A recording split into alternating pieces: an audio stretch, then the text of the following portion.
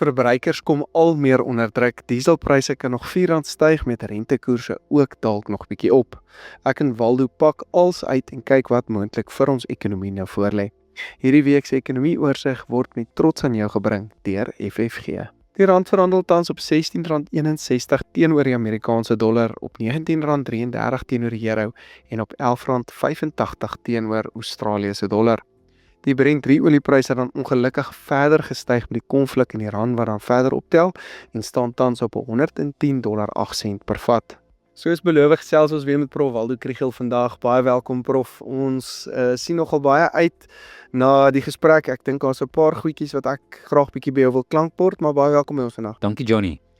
Waldo, ek het die eerste keer hierdie week nou met die markagente op die varsprodukmarkte gepraat en eerste keer nou half gevoel die ouens sê verbruikers is onder druk. Ons sien daar's 'n skaarsheid in sekere produkte soos tamatie op die oomblik, maar die prys gaan op, maar hy hak vinnig vas en hy kom vinnig weer terug. Waarna toe kan ons hierdie verbruikersvraag nou toeskryf? Johnny, daai is reg en daar's nog min ander data wat dit wys, net omdat dit met 'n sloering uitkom. Ja. Maar PayInc het nou, hulle het so Economic Activity Index wat nou al April maand in het en dit wys presies dieselfde ding. Verbruiksbesteding is laer en dis oor alle fronte, dis kontant, dis kredietkaarte, die lot. Nuwe karre alles. Nuwe karre is al 'n storie van sy eie. Dit is Chinese nuwe karre. Maar ja, so die volume van transaksies en die waarde van die transaksies is laer. En dis maar eenvoudig verbruikers wat hulle het nou klaar begin minder rondry om te spaar op hulle brandstofkoste, maar daar is 'n perk op dit. So die volgende ding is jy begin ander besteding besnoei want dit moet nou jou brandstoftank volmaak. Ek weet van my kant af probeer ek so min as moontlik nou ry waantoe ek kan gaan, maar ja, jy kan dit net so ver sny. Waantoe sien ons hierdie ding nou gaan en wat se impak kan dit moontlik op landbouprodukte dan spesifiek hê?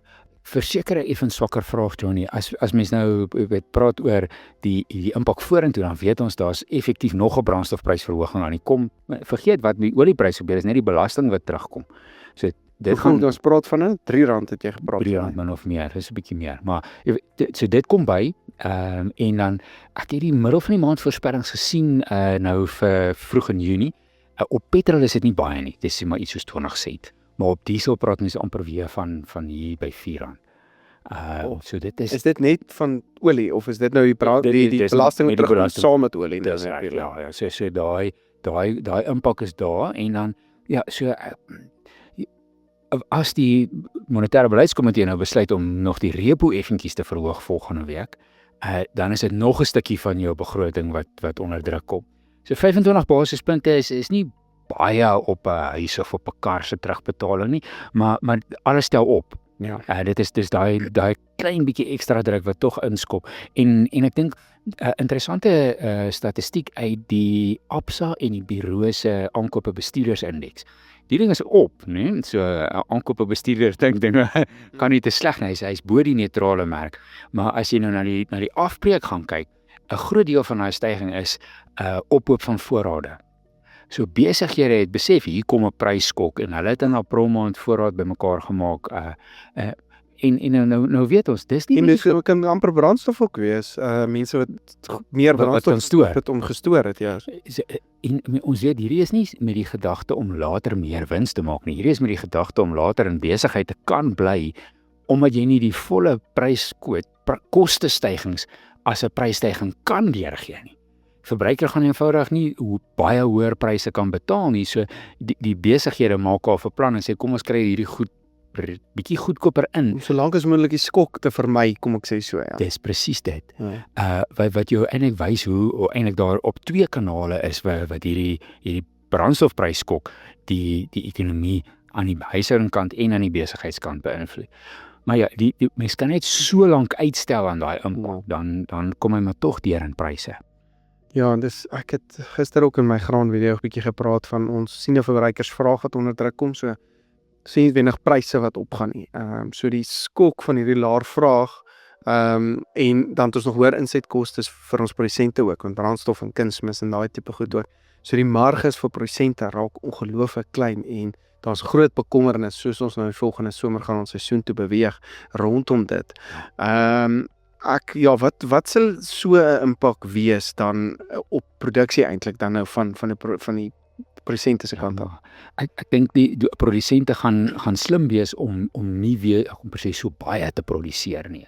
Die oordrag Maar dit voorrade is een eintlik nou, nê. Ja, absoluut, ja. As jy weet jy gaan nie 'n baie hoër prys kan kry nie, gaan jy nie die hoeveelheid aangebied so groot maak nie. Jy gaan so klein bietjie minder aanbied en jy het amper nie 'n keuse nie, want aan jou kostekant het jy al hierdie druk. So langtermyn praat mens dalk nou van hoër pryse van twee kante af. Dat die pryskok verhoog pryse, maar dan sien jy dit ook in 'n bietjie van 'n kleiner aanbod wat pryse verhoog. So ja, ek dink dit is die soort goed wat die Reservebank laat wakker lê. Want die stuk gereedskap wat jy het om mee te werk as die repo koers, raak nie eintlik een van daai twee goed direk nie. Ja.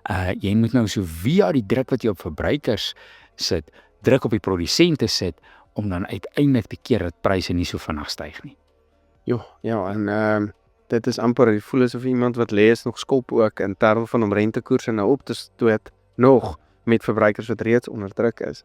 As jy dalk, ek weet nie baie, ek en jy het al gepraat, ek dink nie baie mense verstaan die dinamika eintlik van die repo koers. So mense dalk net so 'n bietjie teruggaan na die basiese beginsel van dit toe. Hoekom sal 'n mens rentekoerse opsit al is verbruikers onder druk? Om nou die styging in pryse as 'n siklus te probeer onderbreek. So ons weet pryse het nou gestyg want daar was 'n brandstofprysskok, maar dan 'n deel daarvan word nou deurgegee aan die prys wat die verbruiker betaal. Nou sê die verbruiker vir sy baas, ek het 'n salarisverhoging nodig. Nou styg koste. Maar nou styg pryse. En dit word 'n siklus van stygende kostes en stygende pryse. So jy wil dit afbreek, maar jy doen dit deur huishoudings onder druk te sit wat dan nie kan bestee nie, wat ondernemings onder druk sit en dan half Nie pryse kan opsit. Ja, kan dan stop die proses net want as jy aanhou pryse opsit, gaan jy nie verkope hê nie. En dan daal die inflasiekoers, maar dit sê nie prysvlakke kom af nie. Dit sê maar net die koers wat teen pryse styg is stadiger. So in effek veroorsaak jy eintlik 'n resessie. Jy demp die vraag om pryse weer af te kry. Interessant is, ek sien gister so 'n argument op Moneyweb wat iemand sê, ons moet maar eerder nou 'n voortydige 25 basispunt verhoging implementeer, maar dit spaar ons baie pyn later. Maar ek weet nie of dit heeltemal waar is nie. En 25 nou, 25 later, of 2 maande later is maar baie dieselfde as 50 2 maande later. Dit is moeilik om te sê hoe groot daai verskil tussen hierdie is. En uit 'n geloofwaardigheidsoogpunt, weet die Reservebank hoef nie te bewys dat hulle is ernstig om teen inflasie te veg nie. Ons weet hulle is. So ek kan nie dink dat hulle veel geloofwaardigheid sal verloor onder beleggers as hulle sê kom ons wag nog een ronde nie. Maar hulle het ek wil sê die ander kant van die storie is dat hulle wil nie die rentekoersverskil tussen ons en die FSA laat kleiner word nie. Veral as ons inflasiekoers nou styg, dan verloor jy beleggers en jy verswak die rand, jy sit eintlik net nog druk op hierdie ingevoerde pryse. Ons hoop Amerika se daal dan. Ons hoop Amerika se rentekoers daal. Ons sywaarts bly eintlik. Ons kan sywaarts bly en as ons verhoog, gaan dit dan weer bietjie beter wees vir die rand. Daar's daai sogenaamde carry trade gaan dan weer in effek kom met jy leen geld in Japan en Switserland en jy kom sê dit in die Suid-Afrikaanse effekte mark. Dit kan ook die rand versterk, weer inflasie negatief beïnvloed, al daai tipe goed. Dis nou tipies die kanaal waardeur ons hoop dit werk. Maar hoe ook al, op die kort termyn sit dit druk op huishoudings wat druk sit op produsente. Ja, maar ons sien klaar vrae gaan onder druk kom. So Ja, sit Ons voel amper die rentekoers effek amper is klaar daar. Ons sien klaar verbruikers wat onder druk kom. ja. Is dit nodig om nog amper druk op hulle te sit? Nou wil sê ek dink nie so nie. Ja, want ons het My gevoel is ook nou daar is nie vraagdruk in die ekonomie nie. Mens sien dit in baie aanwysers. Dis nou nie net die indeks nie, dit is in hoeveel mense hulle DStv inskrywings opgee. Jy weet, en ander soort van intekeninge kanselleer. En so voor, ek dink huishoudings is al redelik tot op die been gesny. Daai klein bietjie ekstra wat jy nou gaan betaal op jou huisverband en jou kar se paaiement, dis nou die spyker in die doodskus omtrent. Hierdie video's is om verniet, so hulle vir die subskripsie te. Dis goed. Hoorie wel, ek gou vinnig by jou hoor, wisselkoers, wat jou gevoel vorentoe? Ons staan op 16.60 rond. 16.65 vanoggend, ja. Wat jou gevoel rondom dit en dan so vinnig oliepryse, wat jou gevoel waartoe kan dit gaan? Ja, Johnny, die wisselkoers is moeilik om te lees nou. Ek dink die onsekerheid, hoër olieprys, effens swakker rand, effens sterker dollar. Maar as daar nou 'n rentekoersverskil gaan begin opduik tussen ons en die Amerikaners, as hulle besluit om te sny, dan gaan dit die rand weer so effens kan versterk. Uit daai carry Dalk 16.30 toe 16.40. Ja, nie baie baie sterker nie. Nee, ek knertsie. So hy's moeilik om te lees want dit hang af van die Amerikaanse rentekoersbesluit. En seker wat nou natuurlik in die randoorlog aangaan, want as die oorlog ophou, dan kan die dollar verswak en die rand dalk weer nog versterk. Ja. So ja. Daar klink dit my is dit 'n kwessie van die weste se voorrade is nou stadig en besig om af te loop, ons weet dit. En die Iranese is 'n stoorplek vir hulle eie olie is besig om op te raak. So dit klink my jy kan nie 'n olieveld net stop nie. Dan maak jy skade. So hulle moet ander olie uitpomp, maar hulle stoorplek is vol. Hulle het nou dink my ou skepe wat leeg staan. Wat hulle nou vol olie pomp in die tussentyd. So hulle het nog iets soos 10 leë skepe volgens satellietbeelde. Wow. En dan is hulle chock-en-blok vol olie. En dan op daai stadium wat jy so 'n bietjie meer aan die kort daar be. Maar 10 is nou heelwat meer as wat die Amerikaners gedink het die geval is aanvanklik. Hulle het gedink binne 'n week of 2 is die Iranese op kapasiteit en dan sal hulle bereid wees om te praat. Die Iranese dink weet nie, maar kom ons laat die beste se voorrade nog 'n bietjie afloop. Ja, ek dink dis hoekom ons iets sien in hierdie $110 olieprys. Is dit waar jy nou tans staan? Ja, so die mark begin dink olie moet 'n bietjie duurder wees gegee hierdie afloop van voorraad wat ons sien.